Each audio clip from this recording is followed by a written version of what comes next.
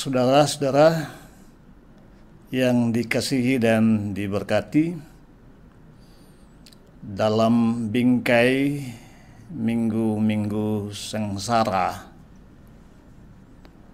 maka saya ada di sini untuk mempercakapkan bahagian yang saya kemas dalam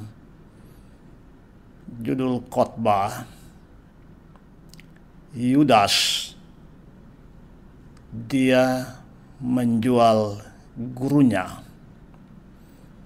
yang diambil dari bacaan firman Tuhan. Kitab Injil Matius pasal 26 pada ayat 14 sampai ayat yang ke-16. Sebelumnya mari kita menghadap Tuhan dalam doa.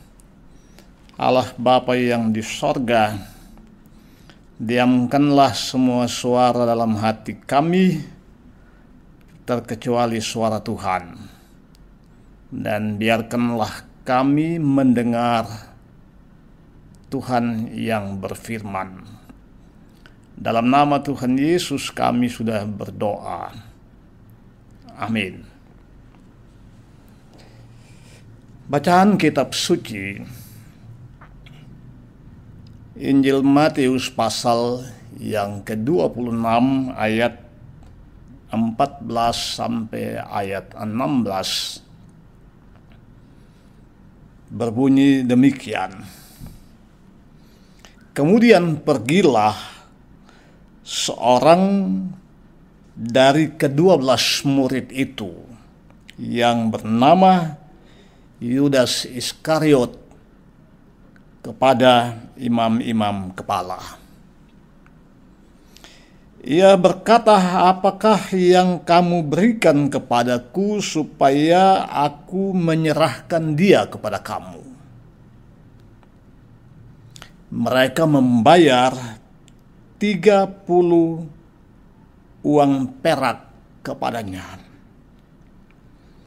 Dan mulai saat itu ia mencari kesempatan yang baik untuk menyerahkan Yesus. Demikian firman Tuhan.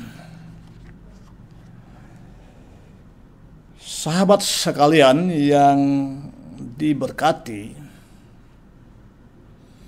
dalam minggu-minggu sengsara kita mengkonsentrasikan bahagian yang terkait erat dengan penderitaan Tuhan, penderitaan Kristus yang kita mengerti sebagai jalan Tuhan untuk menyelamatkan manusia dan dunia. Sisi lain dari penderitaan itu sendiri, kita juga sedang berhadap-hadapan dengan apa yang saya sebut sebagai pengkhianatan. Pengkhianatan seorang murid. Pengkhianatan seorang Yudas yang disebut Iskariot. Saudara yang dikasihi dan diberkati, realitas sosial yang berada di sekeliling Yesus, khususnya berkait paut dengan posisi masyarakat sebagai yang berada di bawah tekanan, di bawah kekuasaan, di bawah penjajahan dari Imperium Romawi, telah menempatkan masyarakat, telah menempatkan kelompok-kelompok masyarakat dalam faksi-faksi, dalam kelompok-kelompok dengan agenda-agenda mereka tersendiri untuk mengadakan perlawanan terhadap kekuatan Imperium Romawi. Saudara yang dikasihi dan diberkati, realitas seperti ini kemudian juga menjadi realitas dari para murid atau mereka yang direkrut untuk menjadi bahagian dari tugas-tugas dan panggilan pelayanan Kristus. Ketika Yesus memproklamasikan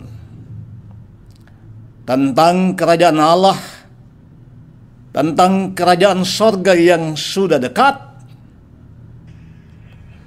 maka faksi-faksi seperti yang saya sebutkan di atas itu seakan-akan mendapat energi baru, seakan-akan mendapat semangat baru, mendapat kekuatan baru, dan itu akan mengatakan bahwa perlawanan mereka terhadap Roma tidak pernah menjadi sesuatu yang mati. Jika kita telusuri latar belakang dari para murid, maka kita akan menemukan jejak-jejak yang terkait dengan faksi-faksi ini. Di antara 12 orang murid,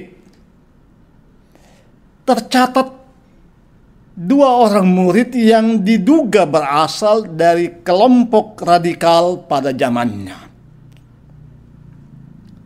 Mereka adalah Simon orang Selot dan Yudas yang disebut Iskariot,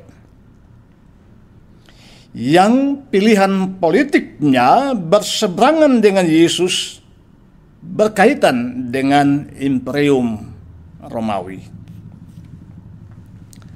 Sahabat yang dikasihi dan diberkati, seperti halnya kelompok Selot, maka kelompok Sikarius sebagai yang menjadi basis perjuangan Yudas adalah satu dari sejumlah kelompok yang membangun perlawanan terhadap kekuasaan tentara pendudukan.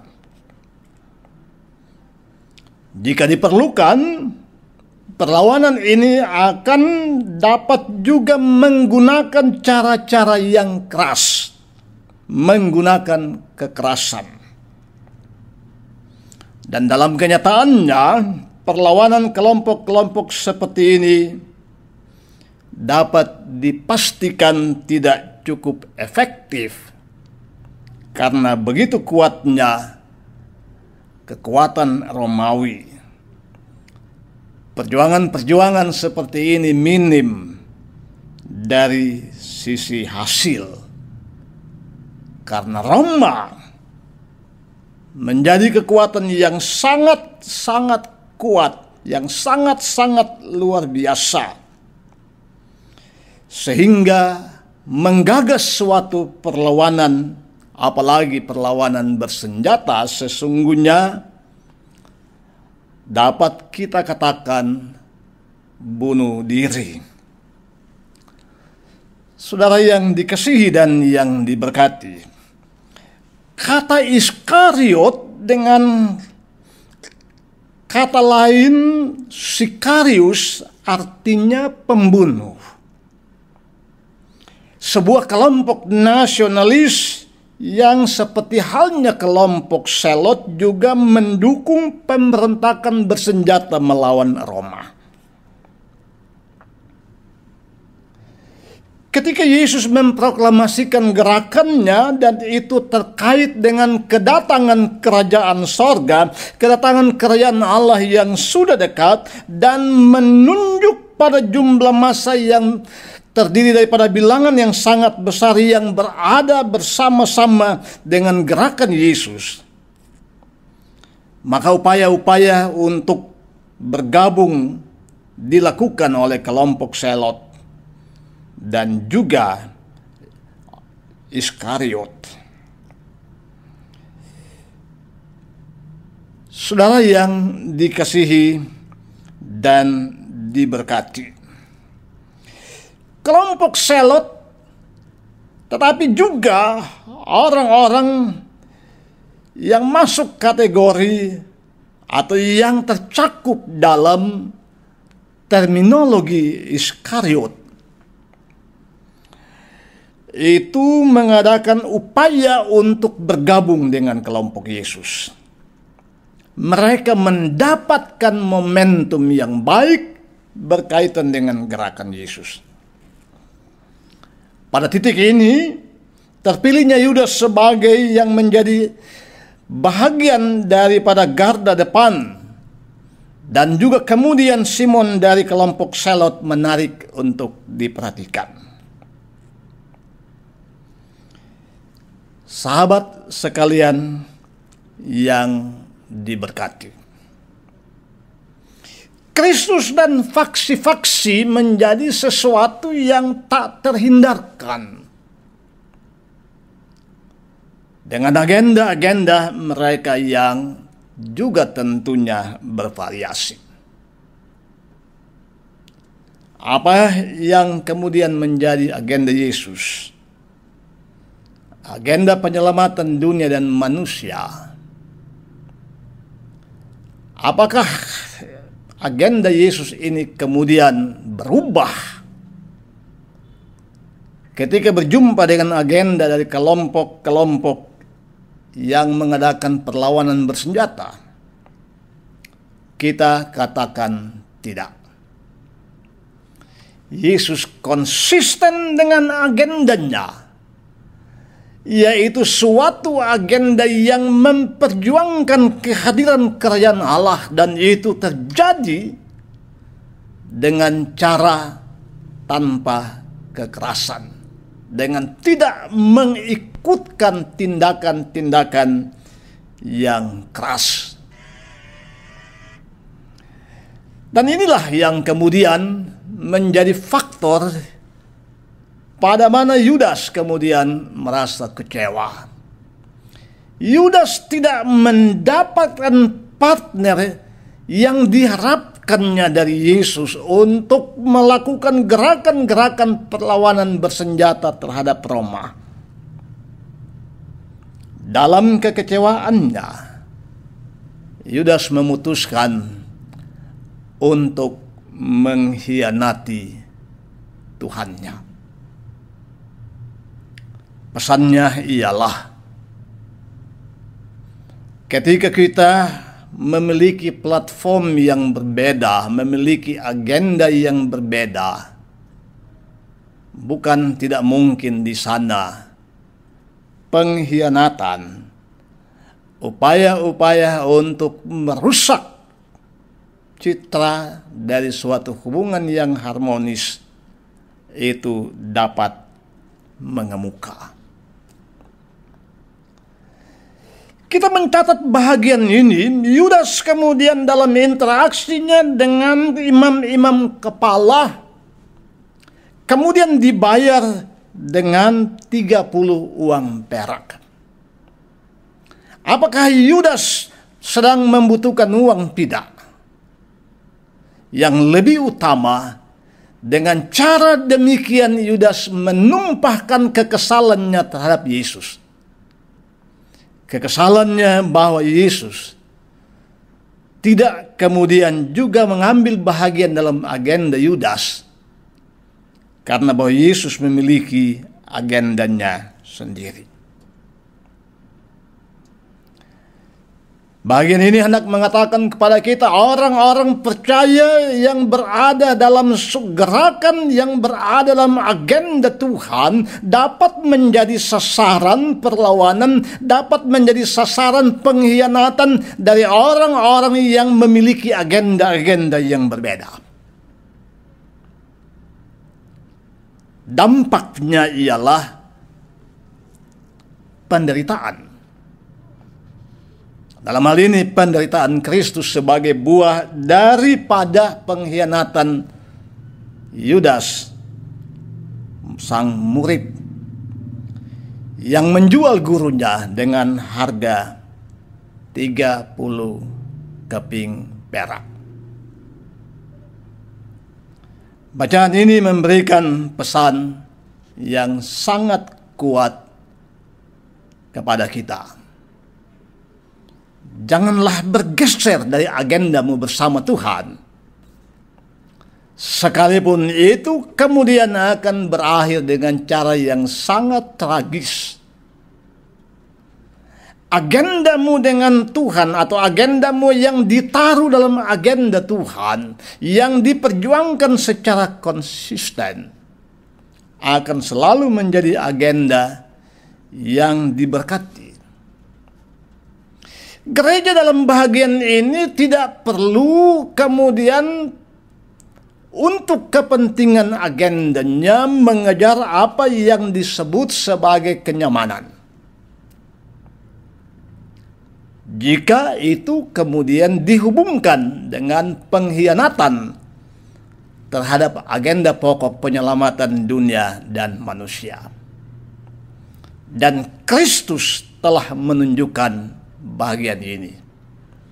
Sekalipun ia dikhianati oleh sang Yudas, muridnya, ia tetap konsisten. Sebab ia diutus Bapaknya untuk menjalankan agenda penyelamatan. Sekalipun untuk itu, ia mesti mengorbankan dirinya. Selamat berjuang, selamat mengambil bahagian dalam agenda Kristus. Sekalipun agenda Kristus ini kerap kali dapat membuat kita menjadi tidak nyaman, tetapi kita percaya agenda Kristus jauh lebih berharga dibandingkan dengan agenda-agenda kita sendiri. Agenda orang lain yang mengejar atau cenderung mengejar rasa nyaman dan mengabaikan tugas-tugas yang paling pokok penyelamatan dunia dan manusia. Mari kita berdoa. Bapa yang Maha Baik, kami mengucap syukur. Hari ini kami belajar dari firman-Mu menyangkut 4 hal, yaitu sisi lain daripada penderitaan Tuhan, dan itu terkait dengan pengkhianatan seorang murid. Kami juga belajar dari belajar tentang faksi-faksi yang berada di sekeliling Yesus. Kami juga belajar tentang konsistensi Yesus pada gerakannya untuk menyelamatkan dunia dan manusia. Sekalipun untuk itu, ia mesti menderita. Tolonglah kami ya Tuhan, agar dengan begitu kami senantiasa dapat mengambil bahagian dalam perjuangan dalam agenda yang Tuhan sudah menetapkannya bagi kami, bagi kemuliaan nama Tuhan. Dalam Yesus Kristus kami sudah berdoa. Amin. Saudara yang saya kasihi, selamat berjuang, selamat merayakan, mengambil bahagian dalam masa raya kesengsaraan Tuhan. Tuhan memberkati kita sekalian. Amin.